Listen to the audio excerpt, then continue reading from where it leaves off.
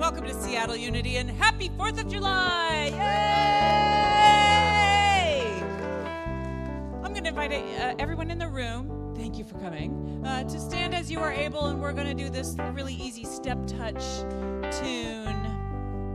And this song reminds us of the power of the word to ground us in what is real, to ground us in the roots. We're in the season of talking about roots.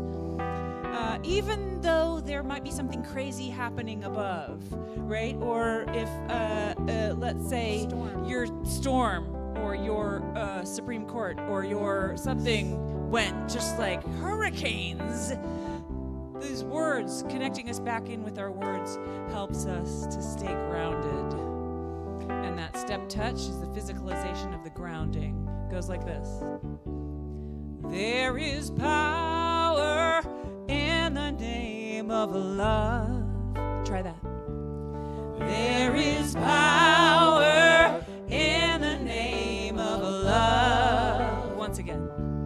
There is power in the name of love. To break every chain. To break every chain. Break every chain. Break every chain. If you want, you can do this. To break every chain. Break every chain, break every chain. Let's do it. There is power. Ready? There is power in the name of love. There is power in the name of love. There is power in the name of love. To do what now?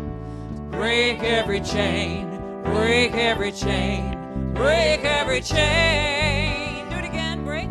Break every chain, break every chain, break every chain. Power in the name of truth. There is power in the name of the truth. Say it again. There is power in the name of the truth.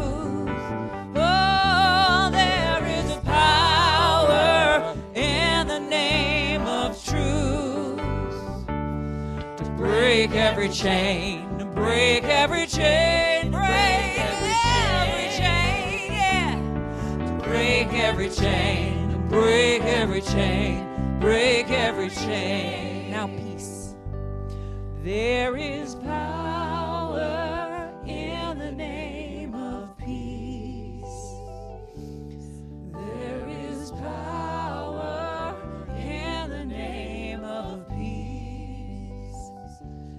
There is power in the name of peace. To break every chain, break every chain, break every chain. One more. To break every chain, break every chain, break every chain. Let us pray. And so we do turn our attention within as we know the truth of our opening statement together. There is but one presence and one power in my life and in the universe, God the good, omnipotence. From this place, we're going to do the second part. And it says, there is a new hope rising up. And that's the one where we really reach down into our roots, the feeling of rootedness, to pull that energy from the ground and let it rise and come into our physical everyday. This is very unity, super unity idea of when things get wild, go deep and pull it up into manifestation. It goes like this. There's a new hope rising up. Try that. There's a new hope rising up. One more. There's a new hope rising up. To break every chain, break every chain, break every chain, break every chain, break every chain, break every chain. There's power. There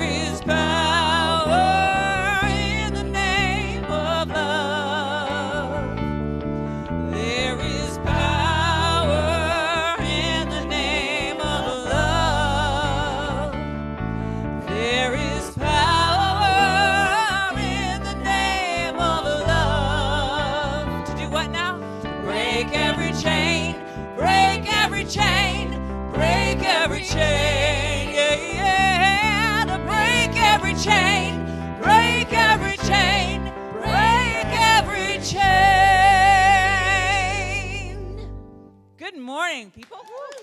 Have a seat.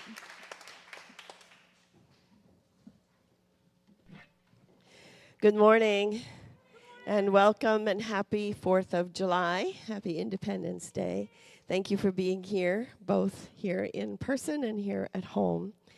So let's join together in our mission statement, which is, we are a welcoming spiritual community, thriving in the heart of Seattle, celebrating, inspiring, and deepening our individual and collective spiritual journeys.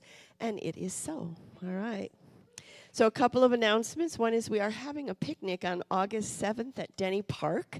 So it will be following the service, which will probably be here, but we're going to meet over at Denny Park afterwards. So we look forward to that. And then I just wanted to remind you that next Sunday, we're celebrating the ordination of Diane Robertson. So I invite you to come, and we are going to honor and celebrate her. So we look forward to that. So that said, let's all greet one another as we view our announcements.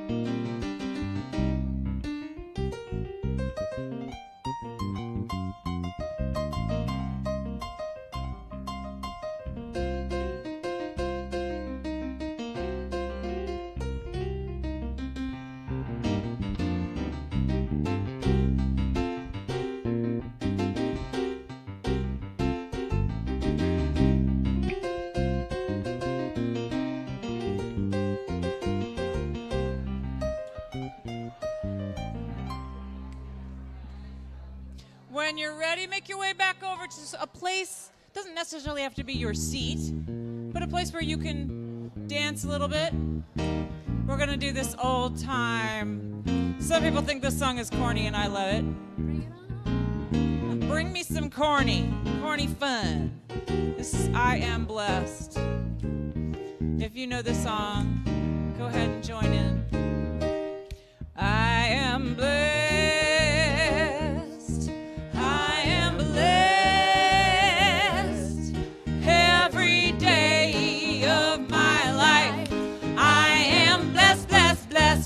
Blessed. Ooh.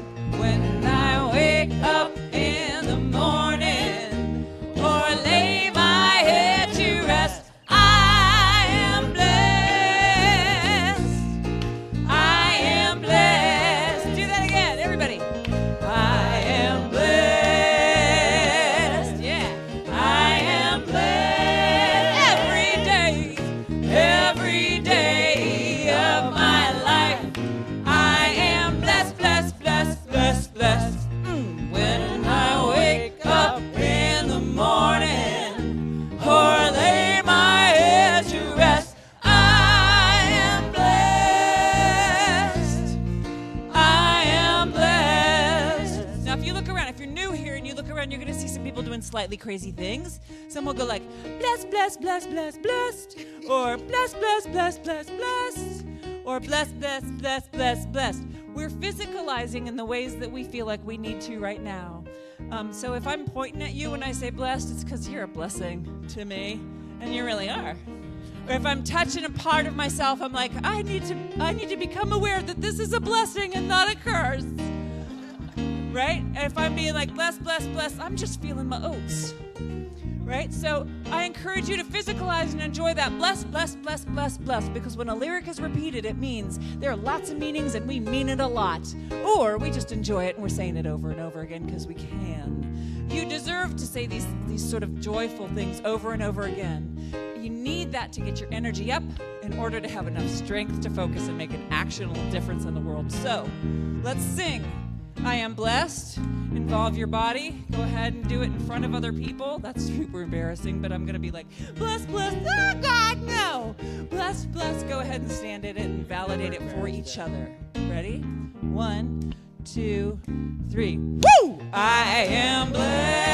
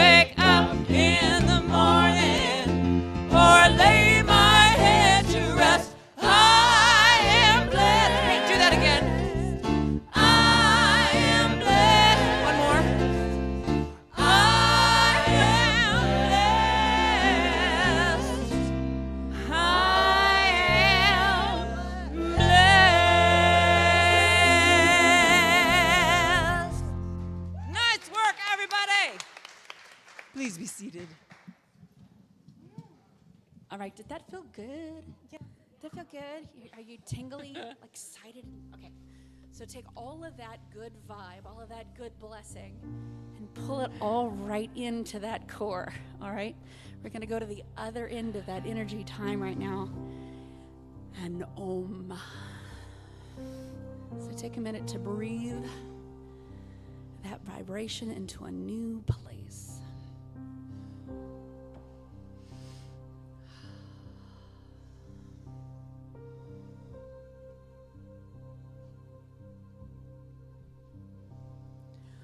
Om Shanti Om.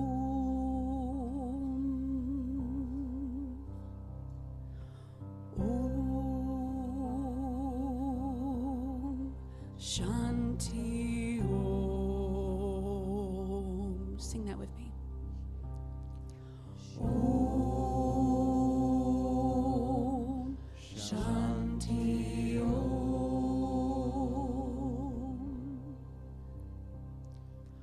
Om Shanti Om.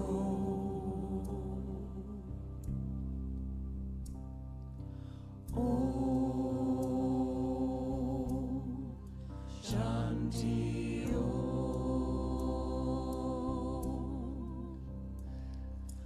Om Shanti Om.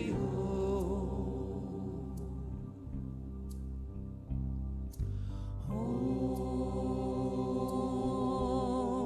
Shanti Om.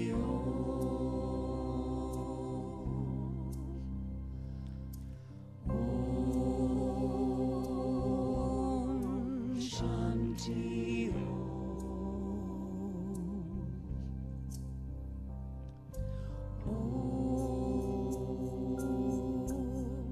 Shanti Om.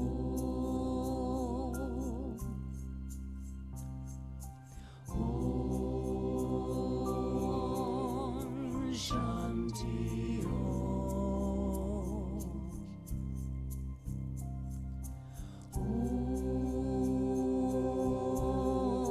Shanti Om.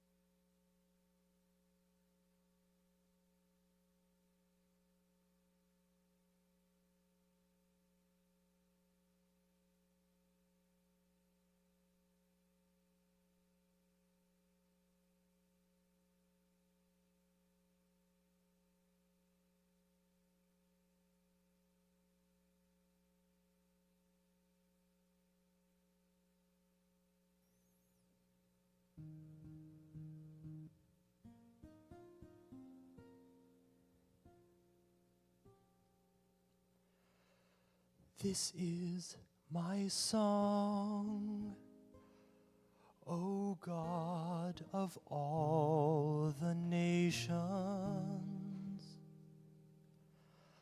a song of peace for lands afar and mine.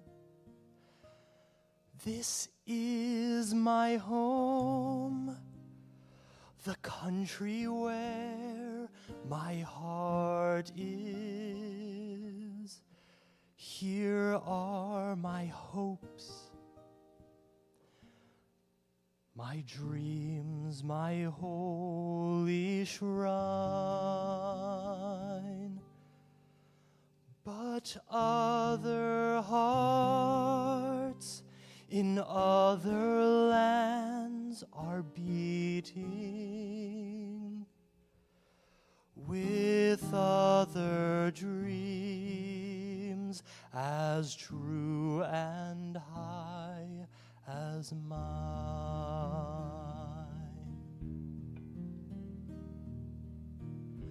This is the skies that are bluer than the ocean, and sunlight beams on clover leaf and pine. But other lands have sunlight too, and clover, and skies are everywhere as blue as mine. This is my song, thou God of all the nations, a song of peace for their lands and for mine. This is my prayer, O Lord of all earth's kingdoms.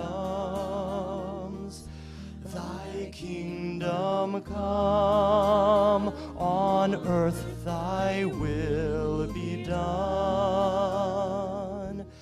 Let love be lifted up till all shall serve it, and hearts united learn to live as one. Oh, hear my prayer, thou God of all the nations. Myself I give thee, let thy will be done.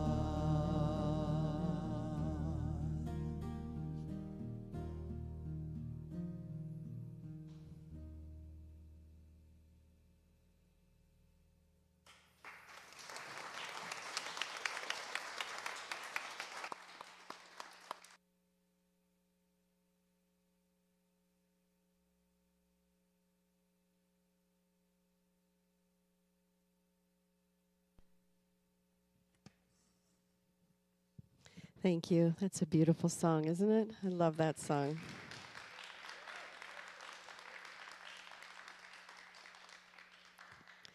So this month we are digging into our roots, and we began in January by planting seeds of intention, or in a way we planted roots for the year of 2022. Remember that?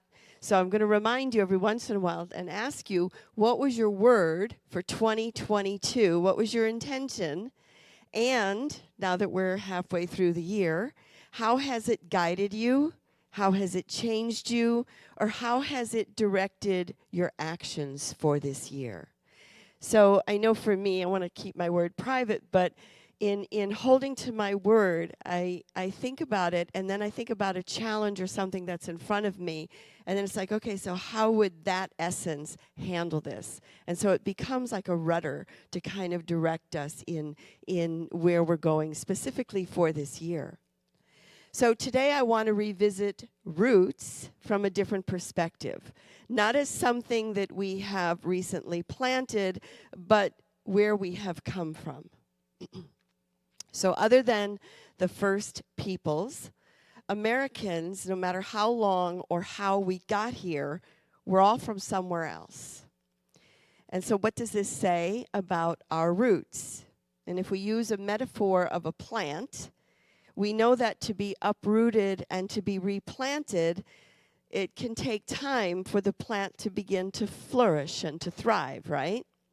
And so also, if a plant is repotted, if you really want it to thrive, you need to put it in some good soil. And so for immigrants, they were looking for a new soil in which to grow. And it's interesting to me that, at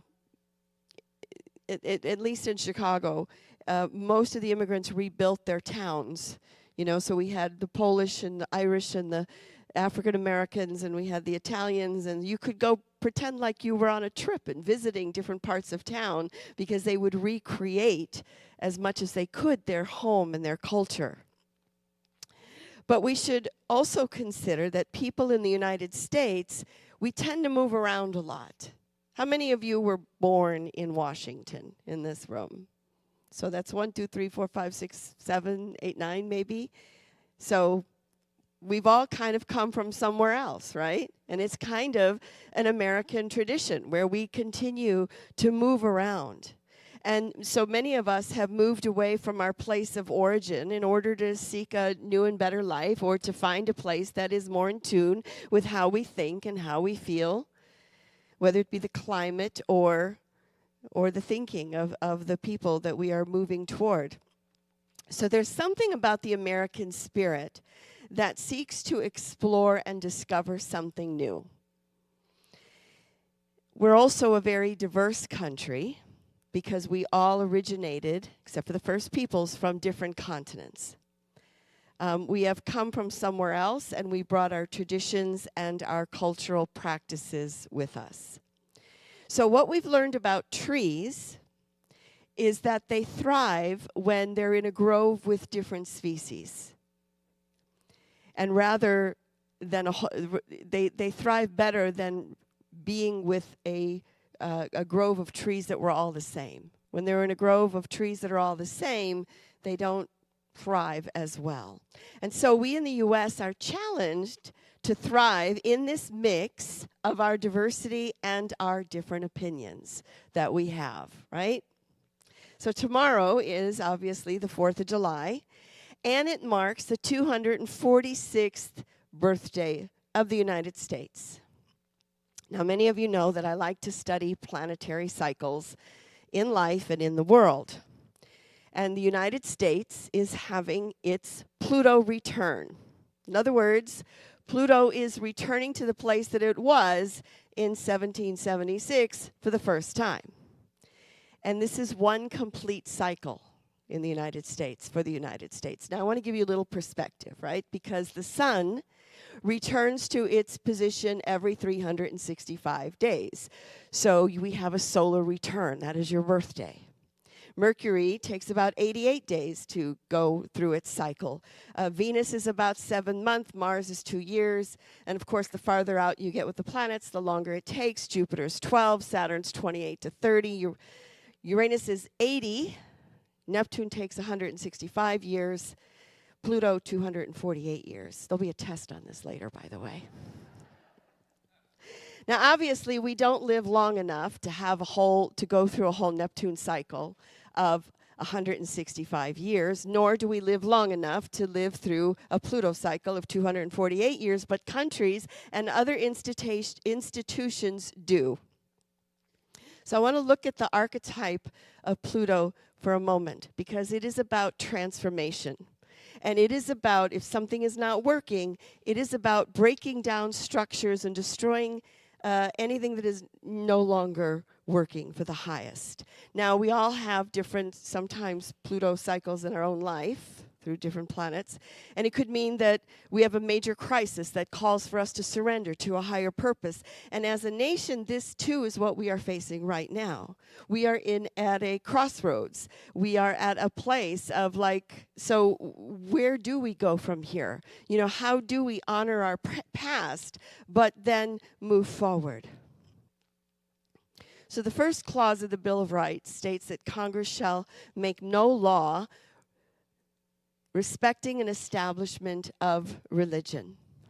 And yet it seems in many ways that Christianity has been strongly influencing the government and its decisions. And so I had COVID. I got all the Northwest ministers in the region. We all went to the conference in Kansas City, and every single one of us came back with COVID, including James and Diane. So during my COVID convalescence, I didn't have a whole lot to do, and so I watched as many hearings as I possibly could, because I couldn't do a whole lot else.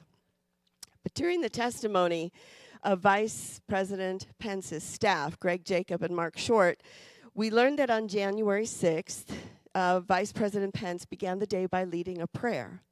And while they were hiding from the mobs, they turned to the Bible for inspiration and for support. And what was surprising to me is they knew verses and scriptures off the top of their heads. And it was clear to me that the Bible, both the Old and New Testament, has a strong influence on all the decisions that are being made. And it's concerning that the Christian religion seems to be influencing these decisions, because we know we're a nation of Muslims and Hindus and Buddhists and Baha'is and you name it. And so these decisions which are being affected are concerning, particularly the latest, which is the reversal of Roe v. Wade. Now, unity pretty much stays out of politics, as those of you who've been around for a long time know that. And so Unity Worldwide Ministries actually released a statement in this regards, which I am very happy about, and I want to share that with you. We at Unity Worldwide Ministries feel deeply disturbed and heartbroken by the decision of the United States Supreme Court to overturn Roe v. Wade, denying the constitutional protections of women's reproductive rights, which have been in place for the past 50 years. The implications of this decision are far-reaching, since there is a real possibility that other human rights are in danger of being revoked as well.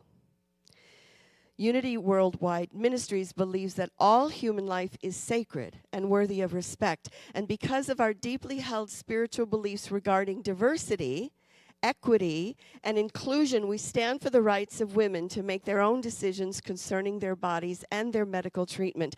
We believe that reproductive rights are human rights, which do not require government intervention, and we will advocate for those rights based on the foundational principles of our faith. So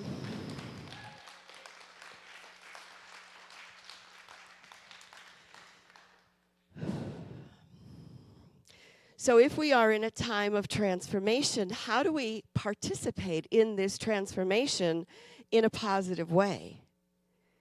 And I think there's obviously many ways. I don't have the answers. We all have the answers within together. But one is facing the truth and owning our own past. And I see that happening more and more. Honoring the first peoples of this nation, those who were enslaved, and being honest and facing it square in the eye. I think I've shared with you before that a couple years ago I went to Berlin, and the thing that impressed me was that they had a Holocaust remembrance, this big monumental thing that was a city block long, I think, and it didn't hide the Holocaust. It was like you had to see it. You walked through this thing and you felt it. And they put it right in town. They didn't hide it and put it off somewhere and, well, let's not talk about it. But they owned it. And to me, there's something about being able to be honest about who we've been, where we've come from, our positive and negative qualities both, that we can then move forward. So I think it's important, again, to acknowledge we have amazing qualities as a nation, and there's a balance. I'll never forget one time I was with my ex-mother-in-law, and she said to me, the problem with the United States is we're just too kind as a country. And this was right after we invaded Iraq, and I thought, there's something not connecting here. And the truth is, yes, we have tremendous kindness in this country, but we also have tremendous militarism. So if a tree grows better in diverse conditions, then how do we do likewise? Because we don't want to get rid of people that don't believe like us, right? We're all one. We are one in spirit. We are of one country. We're one nation. How do we bring ourselves together to meet this transformation that is before us? So the words of Abraham Lincoln. He said, if you would win a man to your cause, first convince him that you are his sincere friend. Therein is a drop of honey that catches in his heart, which, say what he will, is the great high road to his reason. And once gained, you will find but little trouble in convincing his judgment of the justice of your cause. He goes on to say the opposite, if we do the opposite, dictate to a man's judgment, command his action, or mark him to be despised, and he will retreat within himself. Close all the avenues to his head and his heart. And even though your cause be naked truth itself, transformed to the heaviest lance, harder than steel and sharper than steel can be made, and although you can throw it with more than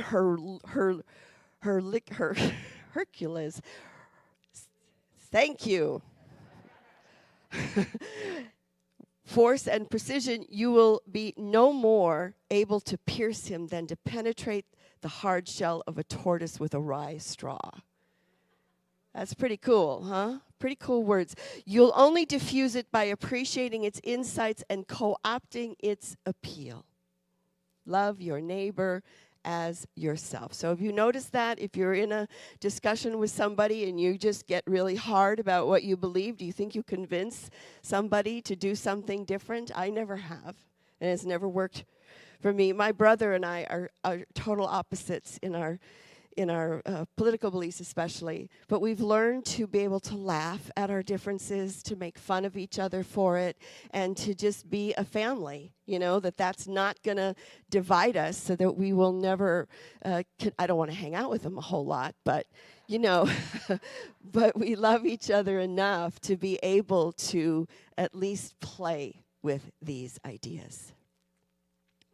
So how do we hold true to our ideals and yet appreciate those of different opinions? And I think one way is by seeing another's point of view. Whether you agree with it or not, whether you accept it or not, I think by understanding and looking at something from someone else's perspective is like, oh, okay, maybe I can see that. And so I want to go back to Vice President Pence, because his staff use the Bible as a source of comfort and strength. And this helped them with their own resolve to do the right thing and not to give in to the demands of one person. They were particularly reading the scripture from Daniel 6, when Daniel was in the lion's den. In this passage, Daniel is a high-ranking official to a godless dictator, and he gathered the courage to resist the king's order to worship him and him alone, and he survived the punishment of being cast into the lion's den. And this is what they were holding on to when they were sequestered, when they were hiding.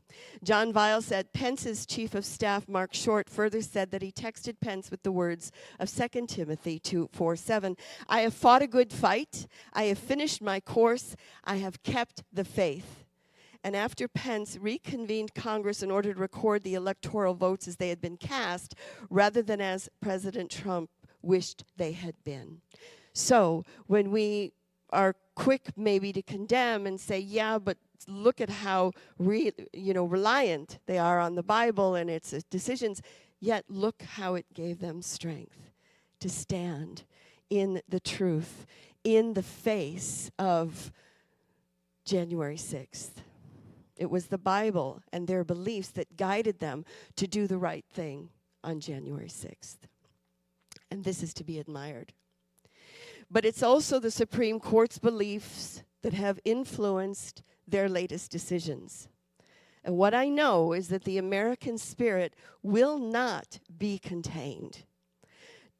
Diversity is what keeps the forest thriving, even as our roots are intertwined. So we must find a way, not through Herculean force. I don't know why that word is evading me, but that happens every once in a while. Not through the force, but through the heart.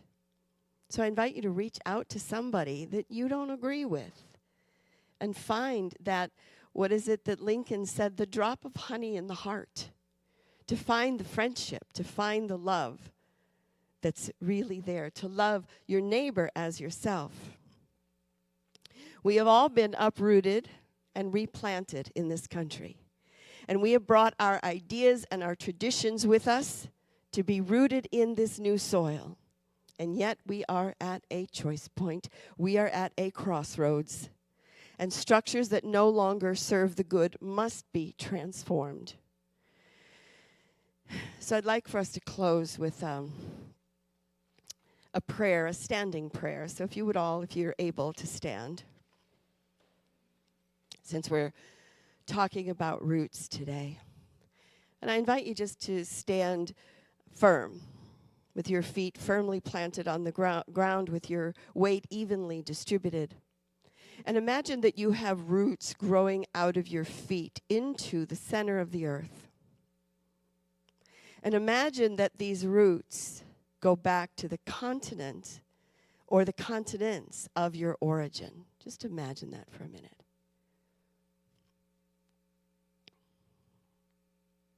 And these same roots now flourish in this soil that we call the United States. And imagine these roots connecting with others beneath the surface. Our roots join together, finding a commonality. So just see that. Them all intertwining and interconnecting. And from our ancestral roots, we pull all that is within us to stand strong and stable. And I invite you to take a deep breath and imagine these roots reaching up through your body, through your spine, and to the top of your head. And if you would, even bring your hands up over your head. So we reach out with this independent spirit to make a better world, as we bring the past and the wisdom of the past and our ancestors with us. And as we lower our arms, we know this prayer, that Unity Worldwide Ministries joins in prayer for the right outcomes. We acknowledge the worth of all people, including women, and we affirm the presence of infinite intelligence that guides decisions regarding their lives' unique path. We give thanks for the insights, resources, and support that show up as answered prayer. And it is for this awareness and in the name and through the power of the living Spirit of truth that we do say thank you and amen.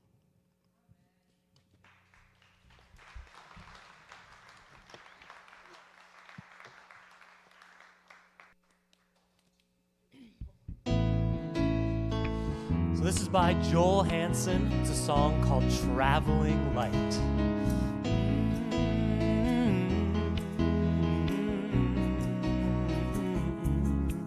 Well, I was doubling over, the load on my shoulders was a weight I carried with me every day. Crossing miles of frustrations, the rivers a-raging, picking up the stones I found along the way. I was staggering and stumbling down pathways of trouble. I was hauling those souvenirs of misery, and with each step taken, my back was breaking till I found the faith that took it all from me. Down by the riverside,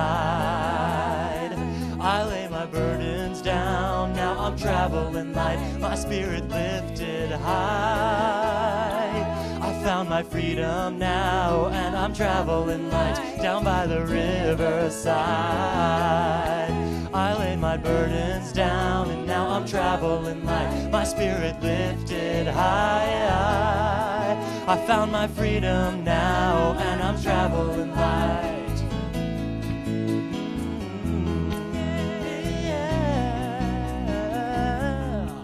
Through the darkest alleys and loneliest valleys, I was dragging those heavy chains of doubt and fear. Then with the one word spoken, the locks were broken. Now I'm leading me to places where there are no tears. Down by the riverside, I lay my burdens down, and now I'm traveling light, my spirit lifted high. I found my freedom now, and I'm traveling light. Down by the riverside, I lay my burdens down, and now I'm traveling light, my spirit lifted high. I found my freedom now, and now I'm traveling light. Down by the riverside, I laid my burdens down, and now I'm traveling light, my spirit lifted high. I found my freedom now, and now I'm traveling light.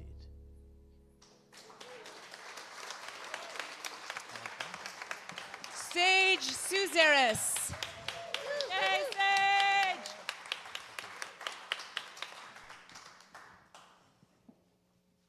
Okay, so now we come to that time in our service where we share our tithes and our love offerings. If you are giving in the room, there is a box over there on the counter. Please put your check or cash there. And a great way to give is through text, and our number is 206-350-3... Thank you, I can't see it. 8448. So I invite you to give, and remember that however you give, in whatever form and whatever amount, we are grateful for your generosity. I give willingly, joyfully, and lovingly, knowing that God is the constant source of my supply. I give with graciousness and receive with gratitude. All right. So I wanted to let you know that David Ray and Kathleen Balkin are here to pray with you. They are our chaplains on duty. So if you are in need of prayer, please meet them after church over there. That would be great. Now let's just take a moment. We just have a few prayers. So let's move to a centered place. And we bless Mike and Sherry, Madison, the Brennan family. And we saw a fire in Georgetown earlier today, so we see harmony for those involved in that and the firefighters. We see peace manifesting. We bless Ukraine, Afghanistan. And if you're holding anyone in your heart or mind for prayer, I invite you to speak their names now.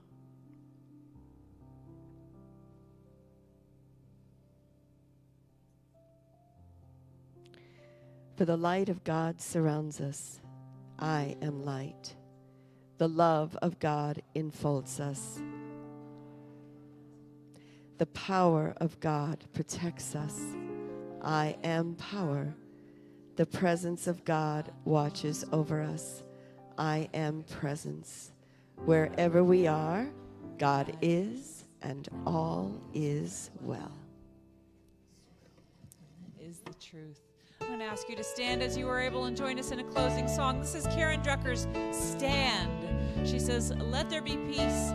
I am a stand for peace.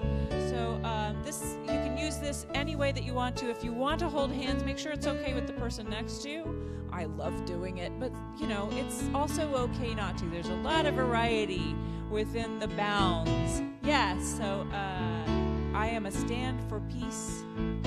And thank you very much to the team today, Sage and our whole backup crew. Here we go. Let there be peace. I am a stand for peace. Let there be love. I am a stand for love. Let there be joy. I am a stand for joy. We are making a new world now. Let there be peace. I am a stand for peace. Let there be love. I am a stand for love. Let there be joy. I am a stand for joy. We are making a new world now. Let there be peace.